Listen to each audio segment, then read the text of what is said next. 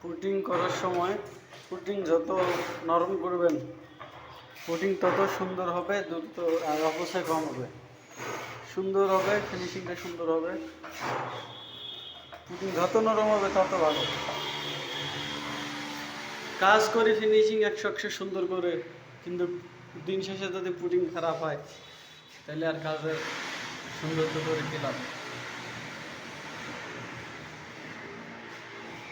মাঝখানের এই স্ল্যাবটা টাইচ করলে অনেক সুন্দর লাগতো, বাড়িওয়ালারও বলছিলাম শুনে নেই।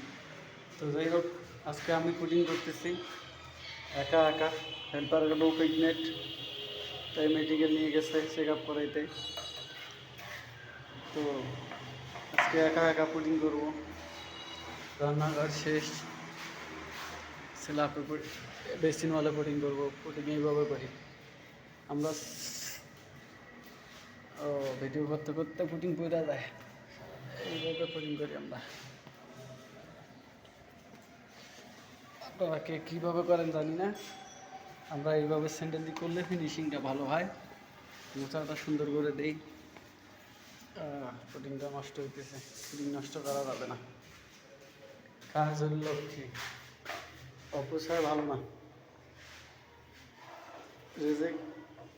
রেজেক আমাদের হাতে, আমরা যদি কাজ ভালো করে করি তাহলে বরকতের অভাব থাকবে না, কাজ আপনা আপনি আমাদের কাছে চলে আসবে। কিন্তু কাজে যদি আমরা ফাঁকি দেই তখন আমরা আর কাজ করে খেতে পারবো না। ফাঁকিবাজরা কখনো কর্ম করে আগাইতে পারে না, কিন্তু যারা ফাঁকি দেয় না তাদের কখনো কাজের সমস্যা হয় না। আমি আল্লাহ দিলে নিজের কাম হোক, কন্ডাক্টরের কাজ হোক, মাসে 30 দিনেই কাজ করি, ভালোই আছি সংসার জীবনে। তো যাই হোক, ভালো দেখেন আর কাজ কাম সুন্দর করে করেন। সৌন্দর্যের মান গুণ সবাই চায়, সৌন্দর্যটা সবাই খোঁজে, সৌন্দর্যের দাম সবসময় বেশিই হয়। তো সবসময় সৌন্দর্যের সময় একটু পরিশ্রম হলেও কাজ কাম সুন্দর করে করবেন।